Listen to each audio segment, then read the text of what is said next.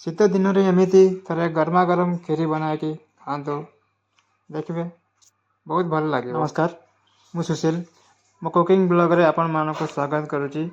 चलते आज आउ गोटे नुआ रेसिपी बनाइबा।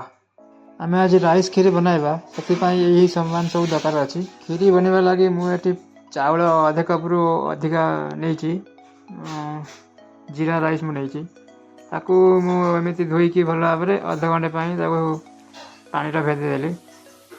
तापर मुझे बनाऊँगी कुकर रे बनाऊँगी खीरी।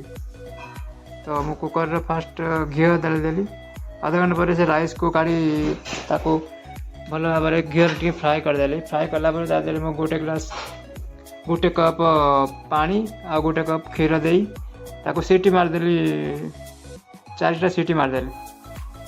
सी सीटी मारते बस आमर ड्राई फ्रूट किसी पकेवा लगी मु भाजी दवा भाई रेडी कली। घी में मु फ्राए भाजिक रखिली। मुझे खाली काजू देती आपड़ चाहिए से किसमिश भी देकी बाकी ड्राई फ्रूट ऐड करें।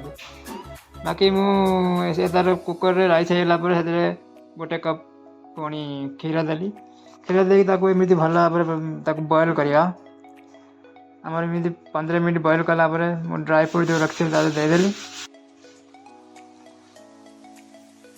एबे से रखी बड़ कप्रे अधे कप को अधिका रखी चीनी से पूरा चीनी ऐड करदेली। मो मीठा हिसाब से मुझे आप मीठा खाऊँ से हिसाब से आप एमती आउ 2 मिनट बॉयल कलापर